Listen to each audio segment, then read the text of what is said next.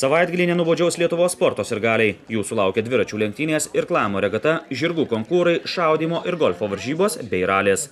Geriausi šalies dviratininkai varžysis Ignalinoje. Lietuvos čempionate kovojama ne tik dėl čempionų vardų asmeninėse ir grupinėse lenktynėse, bet ir dėl galimybės visose tarptautinėse varžybose vilkėti marškinėlius su Lietuvos trispalve. Todėl šalies čempionate varžysis visi geriausi dviratininkai. Tarp jų ir prestižinių Tour de France bei Giro d'Italia lenktynių etapų nugalėtojas Ramūnas Navardauskas. Labai svarbus kiekvienam sportininkui, kuris sportuoja, vis tiek vienas iš tų rimtesnių pripažinimų yra būti savo šalies čempioną. Ir, aišku, Lietuvos čempionatas, būti Lietuvos čempionu ir vežti Lietuvos čempiono maikutę būtų labai miela pačiam ir, aišku, labai svarbu. Netgi patiems komentatoriam, kai jie stebi, kai toks, tarkim, australų čempionas tik kur nors laviruoja, tarkim, iškart žino, kas jis toks ir žino, kas toksai važiuoja, ką jis ar bandys finišuoti ar ką. Žinoma, maikutė iškart atkreipia dėmesio tiek, tarkim, komandai gerai, tiek sponsoriam gerai, tiek pačiam sportininkui labai gerai. Lietuvos čempionatas prasidės penktadienį. Pirmą dieną vyks asmeninės lenktynės laikui. Šeštadienį lenktyniaus jauniai, o sekmadienį vyks vyrų ir moterų grupinės lenktynės. Ir tą laimėti yra labai svarbu, bet jeigu gali laimėti grupinių lenktynių maikutę, tai vis tiek varžybos dažniausiai vyksta grupinėse principo lenktynėse ir daug labiau laviruoja, dažniau gali tave pamatyti, kai turi būtent tų lenktynių maikutę. Tai žinoma, visi sportininkai garantuotai nori būtent šitų marškinėlių. Pernai Navardauskas laimėjo Lietuvos čempionato asmeninės lenktynės laikui, o grupinėse lenktynėse finišavo 4. Čempiono titulą sensacingai iškovojo Paulius Šiškevičius. Bet kas gali laimėti, nes iš tikrųjų yra lietuviai yra tokie sportininkai, kurie yra labai pajėgus, labai ištvermingi, ypač Lietuvoje, tai lietuvių trasos, tai tikrai nėra jokių ten, kad vienas yra pajėgesnis, ten kalnų žmogus, kuris į kalnus geriau kyla, arba lygumų, čia viskas yra visiems vienodos sąlygos, vėjai, kalnai, mes taigi visi čia pat treniravomės, čia pat važiavom ir tikrai nėra taip, kad tikrai gali, tarkim, laimėti vienas sportininkas, čia tikrai kiekvienais metais nieks, kiek yra bandęs spėti, tai dažniausiai gal niekada nespėsi, kas gali laimėti. Pernai Navardauskas tapo pirmuoju Lietuvos dviratininkų laimėjusiu Tour de France lenktynių etapą. Tačiau amerikiečių garbin komandai atstovaujantis lietuvis dar nežino, ar dalyvaus prestižinėse lenktynėse ir šiais metais. Čia yra amerikiečių komanda, yra amerikiečiai sponsoriai. Tai pagrindė bus, kad reikia vis tiek amerikiečiai, kad būtų kuo jų daugiau, kuo populiaresni žmonės. Vis tiek savam kieme tai esi populiaresnis. Vis tiek, jeigu būtų Lietuvos komanda ir mes norėtume važiuoti Tour de France, tikrai būtų iš 9 bent 7 tikrai lietuviai, vien dėl to, kad veš savo šalies vardą. Tai va, čia, manau, pirmas tas kriterijus. Kitas dalykas, aišku, kas bus lyderis ir aplink tą lyderį bus pastatyta komanda ir kas yra pajėgesnis, kas yra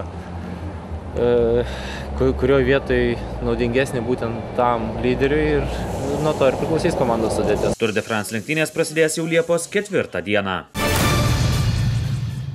Galvės ežero vandenį visą savaitgalį skros irkluotojų irklai. Trakuose jau 53 kartą rengiama gintarinių irklų regata.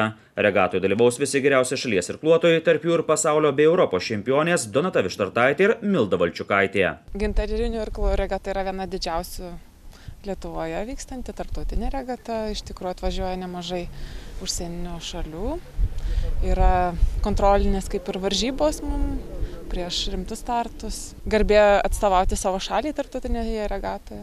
Kartu su lietuviais Trakuose varžysis Latvijos, Estijos, Lenkijos, Baltarusijos, Rusijos ir Ukrainos irkluotojai. Šiam regione mes tokių labai stiprių konkurenčių neturime. Didžiausias konkurentas būtų Lenkijos, bet nemanau, kad jos atvyks į šią regatą. Matysim varžybų dieną. Vištartaitė ir Valčiukaitė tai bus paskutinės varžybos prieš pasaulinę universiadą. Pagrindinis irkluotojų šių metų startas – pasaulio čempionatas, kuriame bus dalinami kelialapiai į Rio de Janeiro olimpinės žaidynės. Kad iškovotumėme kelialapį į olimpinės žaidynės, reikia užimti pirmas 11 vietų. Tai patekti į pirmąjį 11-uką. Manau, kad tai padaryti įmanoma. Bet aišku, 11 vietą mes tikrai neapsiribojam. Mūsų norai šiek tiek aukštesni. Aišku, norim paties geriausio, bandysim parodyti, ką galim. Jeigu užimtume geresnę vietą, negu žemėme pernai, tai reiškia prizinę vietą. Manau, būtų tenkintų mus abi, manau.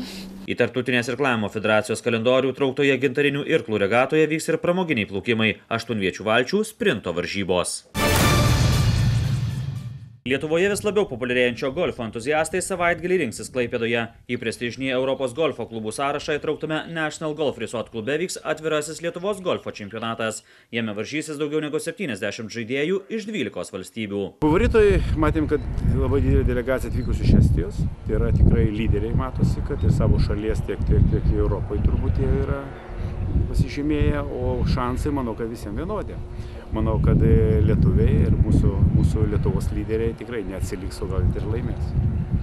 Vienu iš turnyro favoritų laikomas Juozapas Butrikis. 2-kart Lietuvos čempionu tapęs Butrikis sieks pergalės ir tarptautinėme turnyre. Dar man neteko laimėti Lietuvos atviro čempionato, kadangi atvažiuoja visad itin daug užsieniečių, bet esu dabar stipriai pasiruošęs ir manau, kad tai būtų didžiausias mano laimėjimas. Mes tikrai stipriai stengiamės varžytis prieš užsieniečius, mes labai daug dirbam, patys važiuojame į užsienio šalis treniruotis bei dalyvauti jų čempionatuose, todėl manau, kadangi esame namie ir žinome šitą lauką puikiai, turime didelės tikimybės, kad taurė bus mūsų rankose.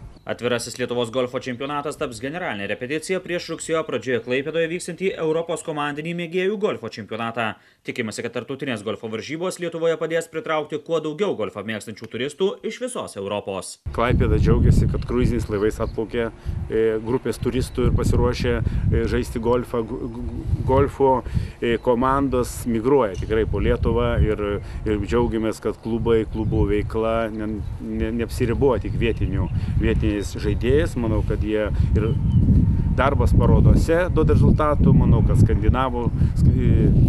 kaimynai iš Skandinavijos dažnai apsilanko Lietuvoje. Ir manau, kad gal turizmo departamento požiūris dar nėra toks labai, vadinkime, teigiamas, kad dar neįsivaizduoja, kad Lietuva galėtų būti kaip golfo turizmo šalimi.